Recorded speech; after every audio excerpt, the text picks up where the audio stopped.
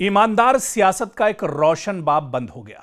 जी हां, हम बात कर रहे हैं आलम बदी आजमी की, वो सियासतदान जिसने इक़्तिदार को खिदमत का जरिया बनाया। कुछ लोग दुनिया से रुखसत हो जाते हैं मगर उनका किरदार बरसों तक जिंदा रहता है। उनकी मुस्कुराहट, उनकी सादगी, उनकी दयानत और आवाम के लिए उनकी बेलौस खिदमत एक मिसाल बन जाती है। ऐसे ही लोगों में एक नाम था आलम बदी आजमी का।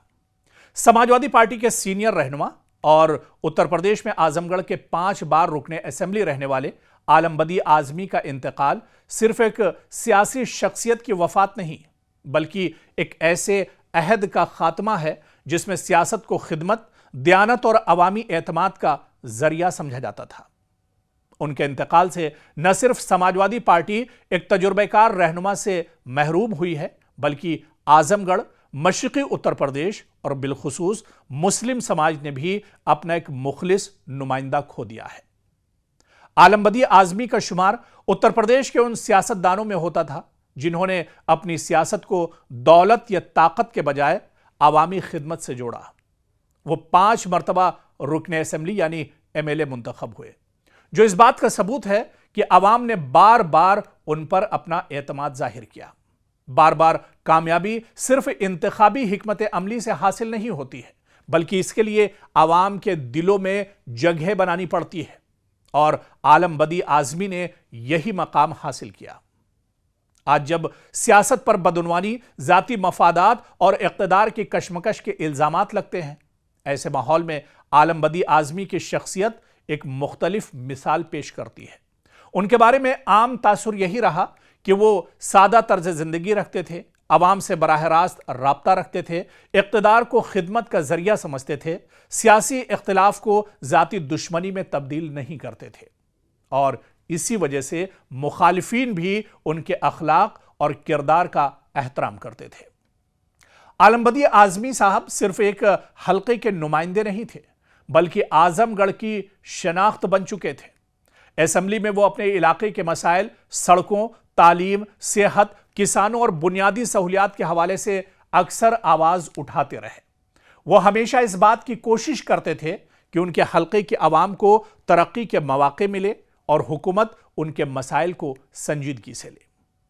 आलम बदी आजमी ने हमेशा समाजी हमाहंगी और आईनी इक़दार की बात की।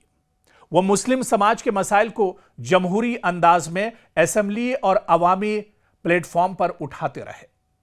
उनकी सियासत का मरकज सिर्फ एक तबका नहीं रहा बल्कि पूरा मुआशरा था, और यही वजह है कि मुख्तलिफ बिरादरियों में भी उन्हें इज्जत की निगाह से देखा जाता था।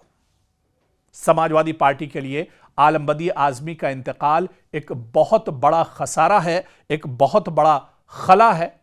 वो उन रहनुमाओं में शुमार होते थे जिन्होंने मुश्किल सियासी हालात में भी पार्टी के साथ वफादारी निभाई और जमीनी सतह पर तंजीम को, अपनी जमात को मजबूत रखने में अहम किरदार अदा किया।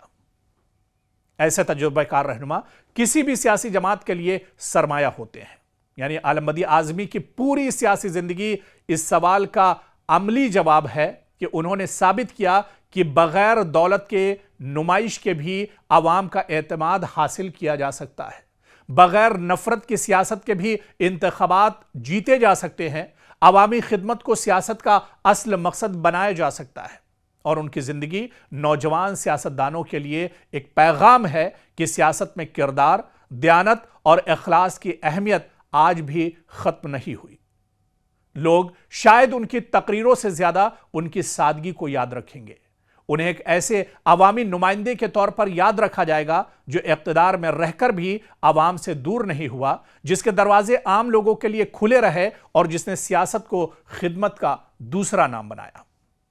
आलम बदी आजमी की रहलत, उनका इंतकाल सिर्फ एक सियासी रहनुमा का इंतकाल नहीं बल्कि एक ऐसे तर्ज सियासत का नुकसान है जिसमें दयानत, शराफत, सादगी और अवामी खिदमत बुनियादी इक़्तिदार थी।